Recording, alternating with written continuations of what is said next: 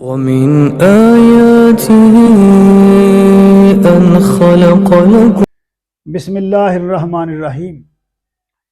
اللہ تعالیٰ کے علاوہ کوئی دوسرا کسی کو مصیبت میں ڈال سکتا ہے نہ مصیبت کو ٹال سکتا ہے۔ یونس، سورۃ یونس آیت نمبر 107، اس کا ترجمہ ہے، اور اگر اللہ تجھے کسی مصیبت میں ڈالے تو خود اس کے سوا کوئی نہیں جو اس مصیبت کو ٹال دے، یعنی اس کے علاوہ کوئی دوسرا، کوئی شخص، اتنا بھی بڑا عالم، پیر، فقیر، کوئی بھی کیوں نہ ہو، مصیبت کو نہیں ٹال سکتا۔ اور اگر وہ تیرے حق میں کسی بھلائی کا ارادہ کرے، یعنی اللہ تعالیٰ اگر تم پر کو فضل کرنا چاہیں تو اس کے فضل کو کوئی بھی پھیرنے والا نہیں، یعنی اس کے فضل کو بھی نہیں کوئی روک سکتا، وہ ٹال سکتا۔ وہ اپنے بندوں میں سے جسے چاہے اپنے فضل سے نوازتا ہے، اور وہ درگزر کرنے والا اور رحم فرمانے والا ہے۔ اگر اللہ کسی کو تکلیف میں ڈالے تو کوئی ایسا نہیں، یہ اس کی تشریح و تفصیل ہے جو میں اب کرنے لگا ہوں۔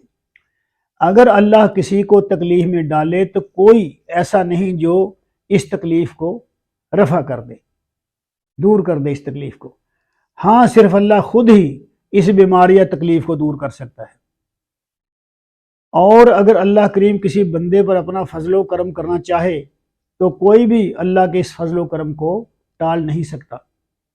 ہم لوگ جو اپنے جیسے بندوں کے دروں پر مارے مارے پھرتے ہیں، شرک جیسے گناہ کبیرہ سے آلودہ ہو جاتے ہیں، لوگوں سے مانگ کر، اللہ کی بجائے لوگوں سے مانگ مانگ کر ہم شرک کر بیٹھتے ہیں، اور شرک تو بہت بڑا گناہ ہے۔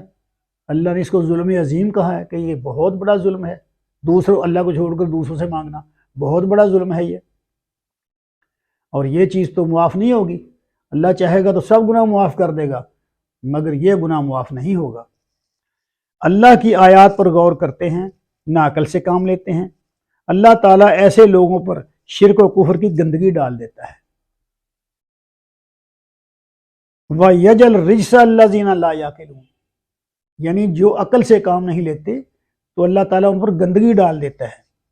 یعنی یہاں صرف رجس کا لفظ ہے، گندگی ڈال دیتا ہے، تو اس سے مراد گندگی کون سی گندگی ہے؟ کفر و شرک کی گندگی ہے۔ یعنی جو لوگ شرک میں پھنس جاتے ہیں وہ گند سے آلودہ، گندگی سے آلودہ ہو جاتے ہیں، گندے ہو جاتے ہیں وہ۔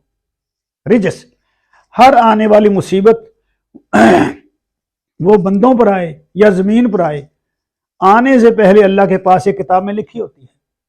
اللہ کے ہاں یہ لکھا ہوتا ہے کہ فلاں وقت میں فلاں مصیبت فلاں بندے پر آئے گی، اس کو بھوک میں آزمایا جائے گا، اس کو تکلیف میں آزمایا جائے گا، یا کس چیز میں کوئی بیماری میں آزمایا جائے گا، یہ پہلے سے کتاب میں لکھا ہوتا ہے اللہ کے پاس۔ تو پھر تو بندوں کو صبر کرنا چاہیے، اللہ سے مدد مانگنی چاہیے، گھبرانا نہیں چاہیے، کیونکہ وہ اللہ کی طرف سے آئی ہے اور اللہ ہی اسے دور کرے گا۔ یہ کتاب میں لکھی ہوتی ہے کہ یہ مصیبت فلاں بندے پر فلاں وقت آئے گی، لہٰذا اس مصیبت اور تکلیف کو کوئی روک ہی نہیں سکتا، وہ تو ہر حال میں آ کر رہے گی۔ اور پھر جب اس تکلیف کے دور ہونے کا وقت آئے گا تو وہ اللہ کے حکم سے خود بخود دور ہو جائے گی، کیونکہ ہر چیز کا ایک وقت مقرر ہوتا ہے۔ اگر کوئی تکلیف ہے، کوئی بیماری ہے، کوئی دکھ ہے، یہ نہیں کہ وہ ہمیشہ آپ کے پاس رہے گی، آپ کو لگی رہے گی، اس کا ایک وقت مقرر ہوتا ہے اللہ کے پاس۔ جب وہ وقت آ جاتا ہے تو پھر وہ ہر صورت میں دور ہو جاتی ہے، تکلیف ہو، بیماری ہو، کچھ ہو، ہر صورت میں دور ہو جاتی ہے وہ، کیونکہ یہ اللہ کا قانون ہے۔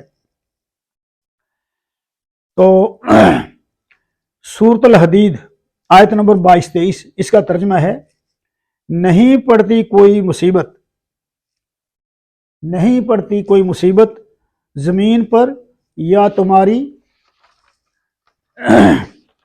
جانوں پر، ما اصاب من مصیبت فی الارض ولا فی انفسکم الا فی کتاب من قبل ان نبرأھا، تمہاری جانوں پر یا دنیا میں کوئی بھی مصیبت ایسے نہیں آتی مگر وہ لکھی ہوتی ہے پہلے ایک کتاب میں، اس سے پہلے کہ ہم اسے پیدا کریں۔ اللہ پاک فرما رہے ہیں کہ ہم جب وہ مصیبت تم پر بھیجتے ہیں تو ہم نے اس کو پہلے سے لکھا ہوتا ہے کہ یہ فلاں بندے پر فلاں وقت میں آئے گی۔ ما اصاب من مصیبت فی الارض ولا فی انفسکم الا فی کتاب من قبل ان نبرأھا، اس کو پیدا کرنے سے پہلے ہم نے کتاب میں لکھا ہوتا ہے۔